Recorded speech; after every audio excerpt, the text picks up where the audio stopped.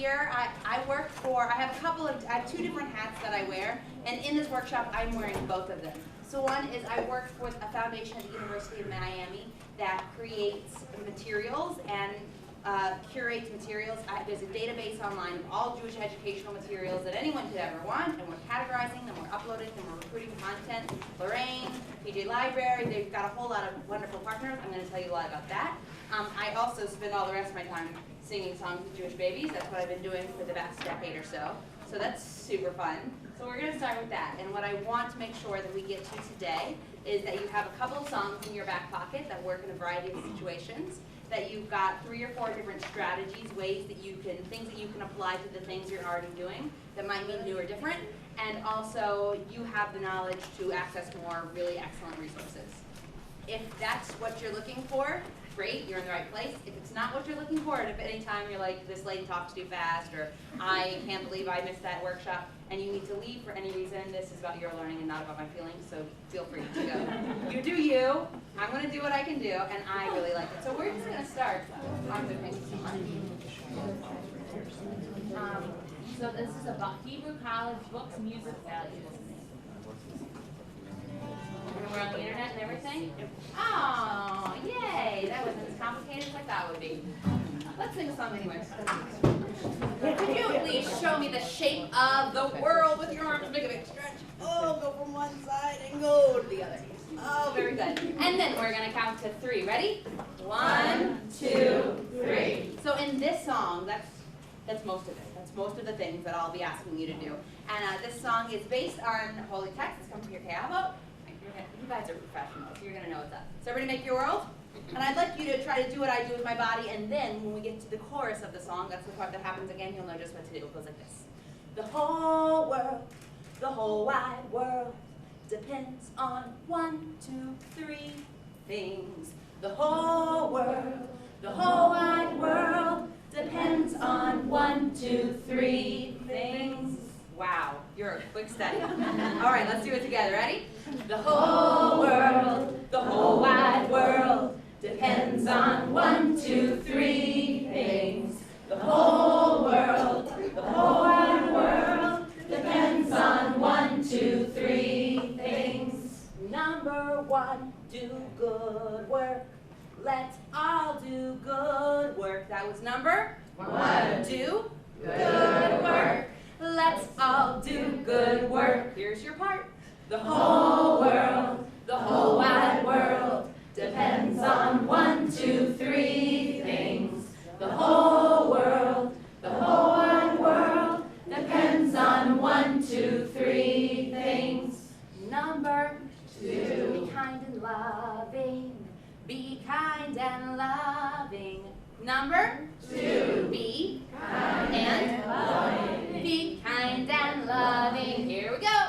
The whole world, the whole wide world, depends on 1, 2, 3 things. The whole world, the whole wide world, depends on 1, 2, 3 things. Now we're at number 3. Learn Torah. Let's all learn Torah. Number 3. Learn Torah. Let's all learn Torah. You singing? You're so good. Ready? The whole world, the whole wide world, depends on 1, 2, 3 things. The whole world, the whole wide world, depends on 1, 2, 3 things. Al shlosha devarim, al shlosha devarim, ha'olam omer. It comes from the holy words of our sacred texts. And here we have what it says. There's 3 things that we need to do. Number 1, do good work. Do good work. Number 2, be kind and loving. And number 3, learn Torah. If we do those things, my friends, we're pretty much covered with all the things that we need to do in early childhood settings. That's pretty much what we have to do. So we're all warmed up now. I have a tendency to speak very quickly. I know this about myself. So if at any point you need me to not do so quite so intensely, I will do my best to accommodate. I'm accustomed to a Mac, so I'm trying to figure out how to go Top right in the middle. top right in the middle. Square.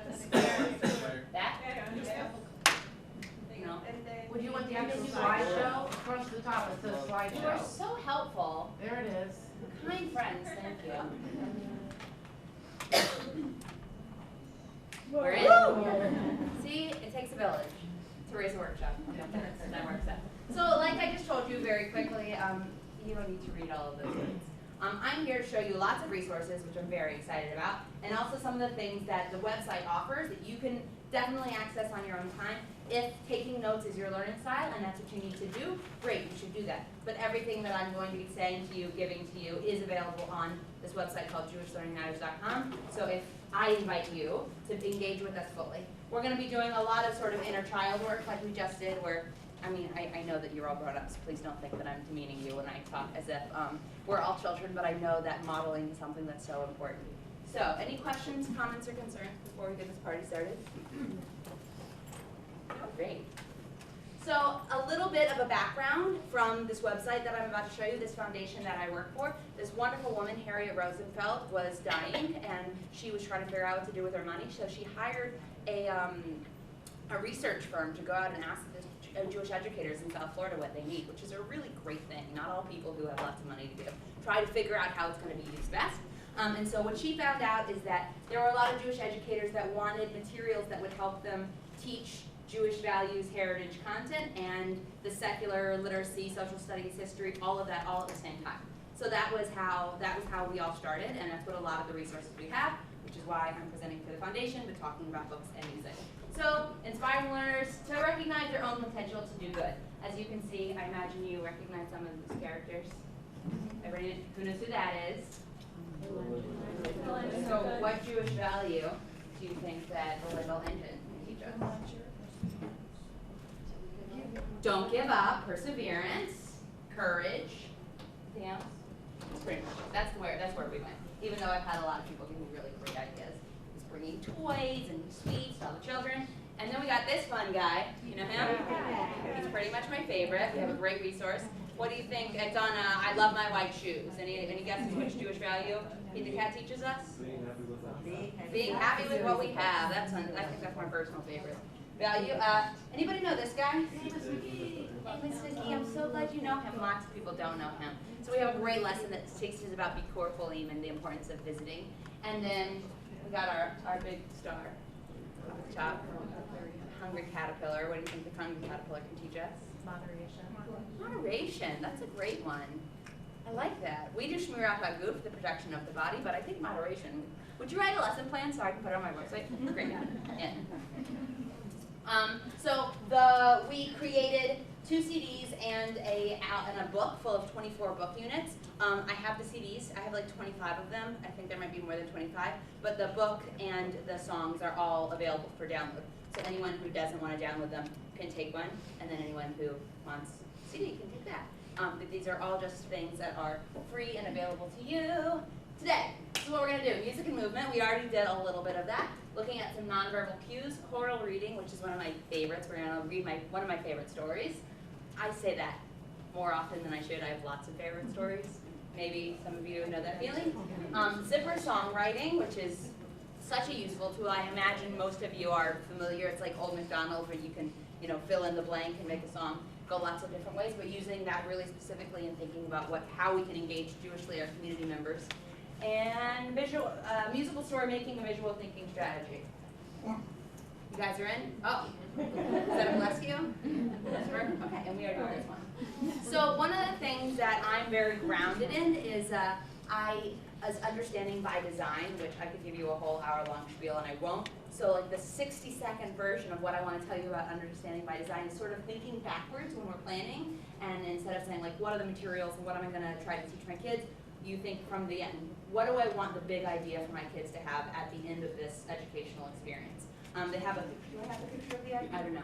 So they have this picture of an egg. If you can imagine an egg in your mind's eye, and in the middle of the egg they have enduring understandings, and then out in another center they have worth being familiar with, good to know, and then worth being familiar with. So we want to think about what is the big idea of whatever we are teaching, and that's just how, it's stuff I learned when I was working at the university and studying it in grad school, but that's how I approach it. What's the big idea of what I want my kids to know, my 2s, my 3s, my 4s, because they're not going to be like, oh, yes, Miss Emily, that's from Pirkei Avos, that's an excellent, I really like that book of the Talmud, thanks. That's not what I'm trying to get my kids to know, and I have wasted breath sometimes trying to concentrate and give information and do things that don't support the big idea. So, I don't think you can read this, again, all on the website. Oh, we'll just look at the website in a minute. What is the enduring understanding of the Jewish value?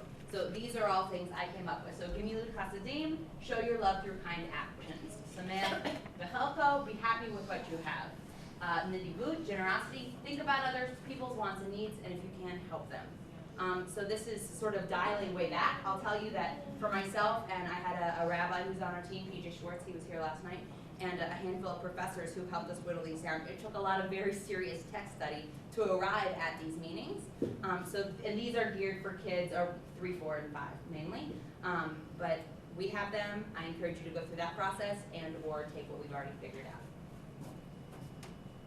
We'll get to the fun part. All right, let's read a story. You ready? Yeah. On the count of 3, I want everybody to tell me what animal they see. Ready? 1, 2, 3. Rabbit. I heard some ducks and I heard some rabbits. So what I'd like everyone to do now is stand up and put your chair in. We're all going to come in the middle. If you saw a duck, I want you to stand on this side of the room. And if you saw a rabbit, I'd like you to please stand on this side of the room. I'm not even going to tell you.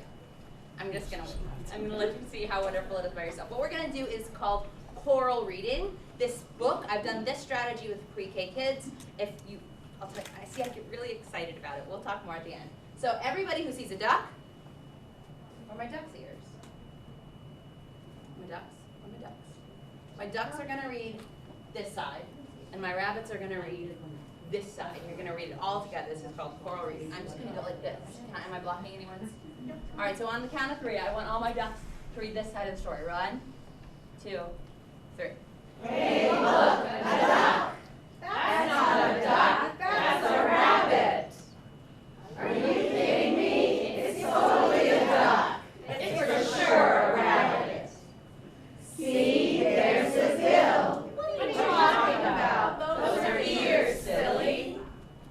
It's a duck, and he's about to eat a piece of bread. It's a rabbit, and he's about to eat a carrot. Wait, listen, did you hear that? I heard duck sounds. Quack, quack. That's funny. I distinctly heard rabbit sounds. Now the duck is wading through the swamp. No, the rabbit is hiding in the grass. There, see, it's flying. Flying? It's hopping. Look, the duck is so hot, he's getting a drink.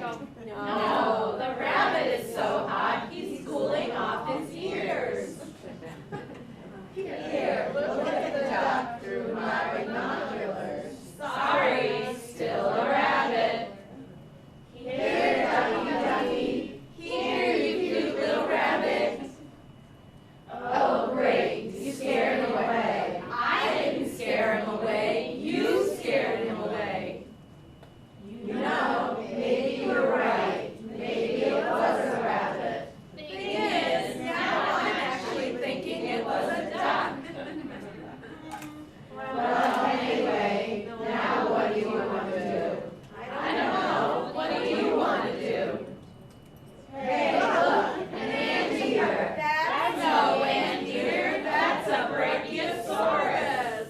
All together. The end. Very nice. Good job. Go back to your seat. They are. We perceive things as we are.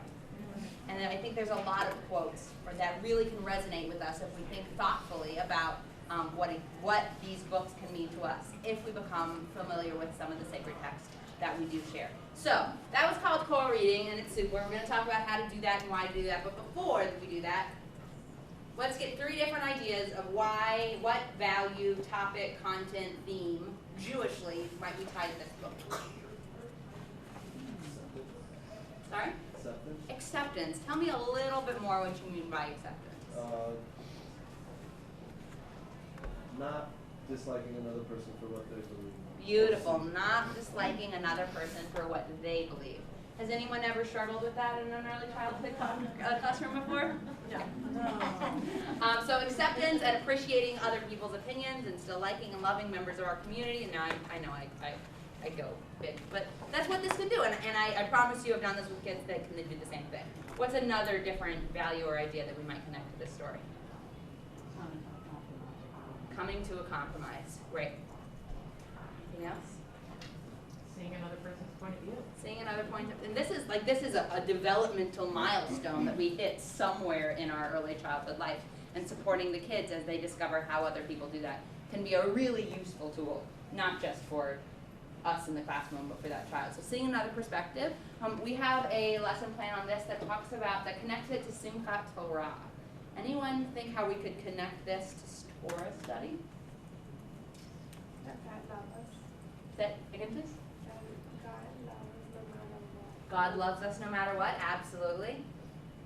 And we're all different from these That we're all different. Those are, He's great. and we can tie that into so much of what we do in early childhood. So I looked at, oh yes, please. Like the beginning and the end? The beginning and the end.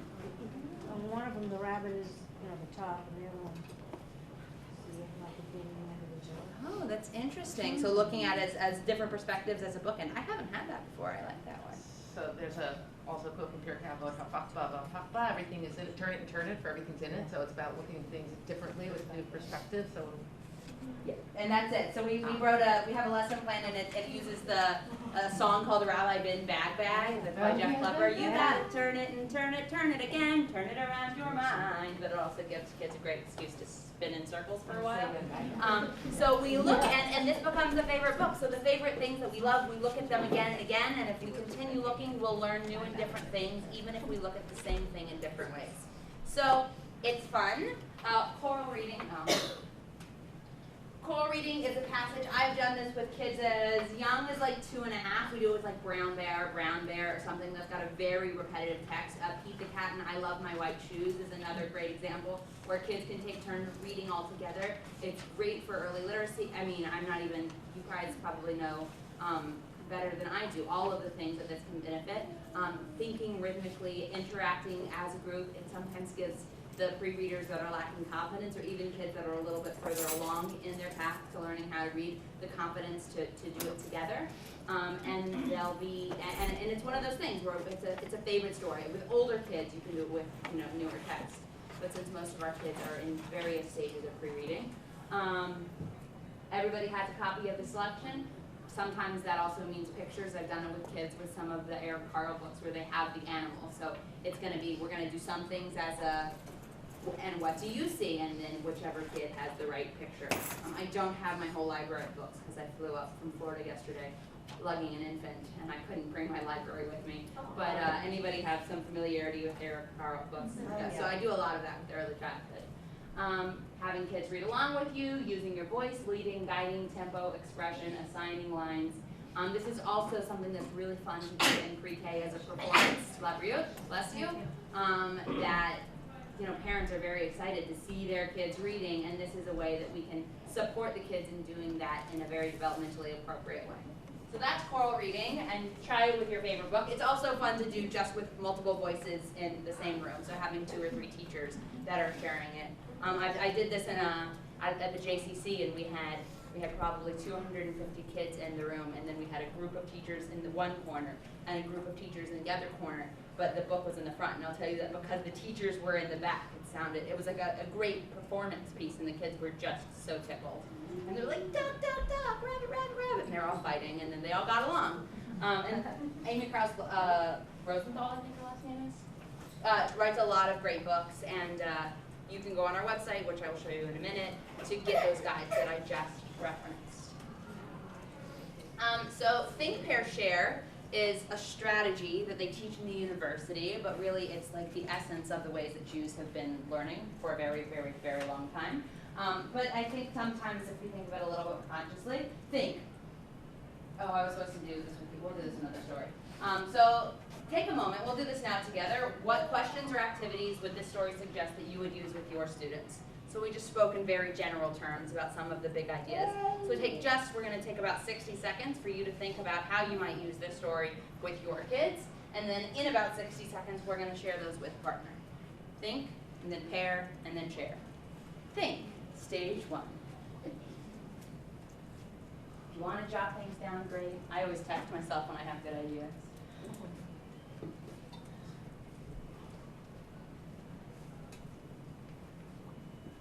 All right, turn to a neighbor and share with them an idea of how you might use a book or a strategy that we just discussed. I know a lot of you know each other. You sat in little groups of people with whom you already know. So I'd even encourage you to go turn the other way. I thought it was a duck and a rabbit.